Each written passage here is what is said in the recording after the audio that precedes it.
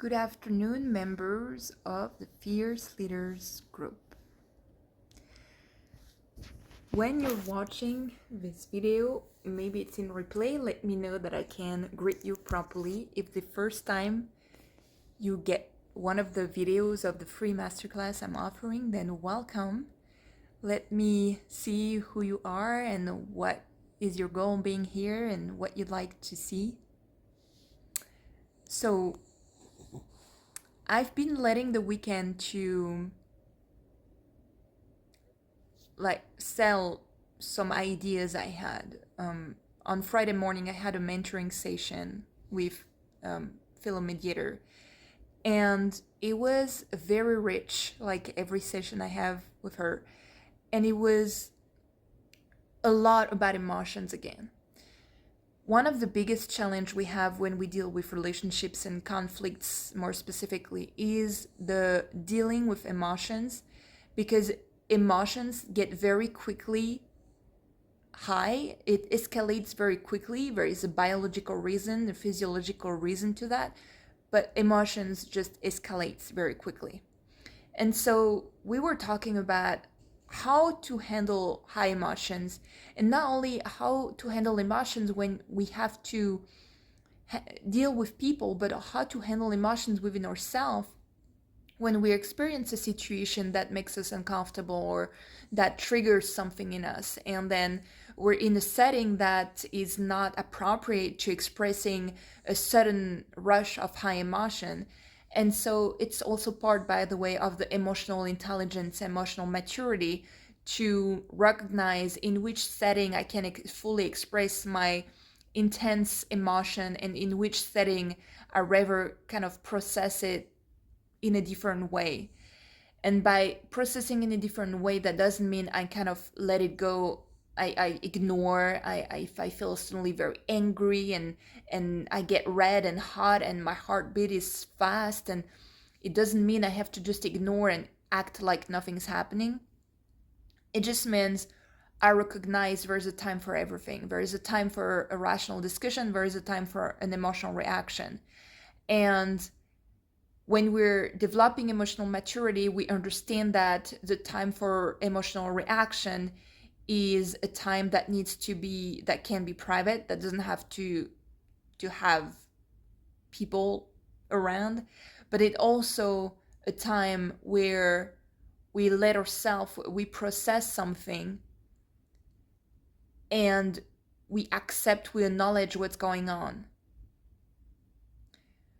So if, for example, we're in a professional setting and we have this experience of a situation that triggers us in a way we kind of feel very set in the back and very frustrated, and why is this happening, I don't understand, then maybe our heartbeat gets faster, and maybe we're getting warmer, and maybe we get even red. Maybe some people get very easily red on the face when they feel very emotional. So what does that mean is that, of course, the goal is in that setting to kind of keep it rational in a discussion. However, when we're feeling the high emotion, basics of high emotional, of dealing with high emotion, whatever is highly emotional is not rational. It can be both at the same time. So what is gonna need it to be is that time of processing where we're gathering our thoughts, and if we need the time, we need to use time at our advantage. Too often we don't trust ourselves to ask for a break. We don't ask other people to just give it a 5-minute break to get a tea or coffee, and actually that's just an excuse to go to the restroom and kind of put yourself together. And that's all right. It's, you know yourself better. You know you're gonna need those 10 minutes to gather your thoughts to be able then to have a better discussion. But if you feel an intense emotion and you try to kind of push it under the rug somewhere and ignore it and say, it's not time for this, it's not appropriate, I'm in a professional setting, don't do that, just keep it rational, then you ignore it. First, you're not acknowledging your own emotion, so you kind of treat yourself in a way you're not allowed to feel it, and then you're ignoring it, and you try to be rational, but in the background what happens is that when you kind of ignore it and put it on the side, thinking, well, I don't have time for this, it's not the right time, it's not the right place, just let keep going. What happens is that at some point or another it comes back as a boomerang. It's like you send it somewhere far because you don't want to deal with it right now, it's not time and place, and then it comes back right into your face, and 10 times more. So what happens is when we get people that are suddenly very triggered by asking a little something, like, I don't know, usually, they come back home and, oh, did you think about the bread? No. And then bam, big anger. But I told you already. Or with the kids, did you do your homework? Yeah, no. Oh, every day I have to tell you to do the homework. What are you doing? Well, and so we kind of burst for one little question, one little something. And usually that burst is a clear signal that a lot of emotion have been ignored before and just need to get out. So that's why ignoring it is not the right thing. It's better to have the confidence, like it's important, I would say, even to have the confidence to ask for a break, whatever, in mediation, in a meeting, in a conversation with someone. You're not tied to anybody. You don't have to stay there, you don't have to listen, you don't have to talk. So if you feel that it's boiling inside and you're gonna need the break, then you ask for the break. I'm right back here. I'm right back. I'm right back at the discussion. I just need 5 minutes, just a break, just 5 minutes, and I'm right back with you. It can be very polite. It can be very respectful. It doesn't have to be like, okay, give me a break. I don't. It can be just very, very friendly. I understand. Just hold that thought. I need just a 5 minute, and then you go to the restroom. You whatever. Then what happens is that the soothing techniques are gonna be important. What you do to soothe yourself when you feel stressed and nervous is important. And it was one of the topic in the mentoring session is, well, as a mediator, we're trained to help people to handle conflict, to deal with each other.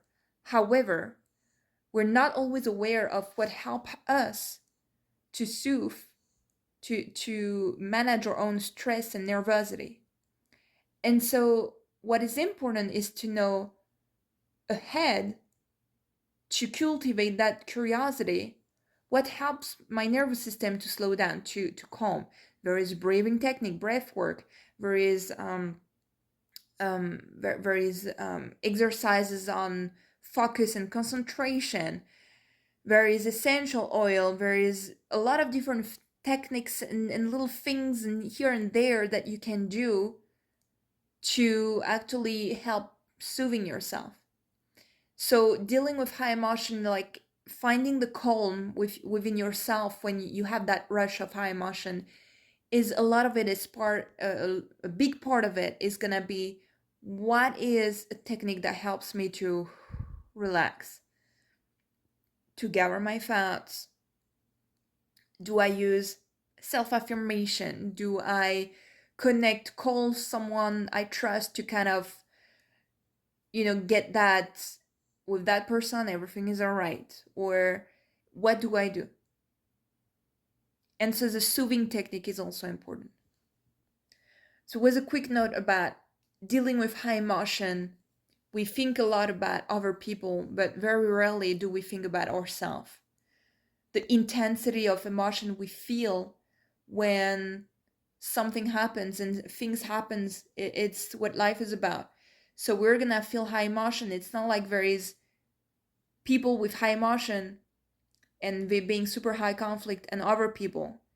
It's wave. And so what makes the difference between people that suffer from high emotion and become high conflict and other people is how good they can manage their own emotion and the intensity of their own emotion, and how good they can soothe their self and regulate their nervous system. That's the difference. That's not, oh, is being high conflict part of me or not? We can all become high conflict when we don't know how to handle it. So, just some things to think about. How you manage your own emotion is important. How you process them, and how you allow yourself to have the time to calm down yourself, to regulate yourself. Give yourself that time, right? All right. Let me know if it rings a bell in the comments, and I'll talk to you very soon on a group. Bye-bye.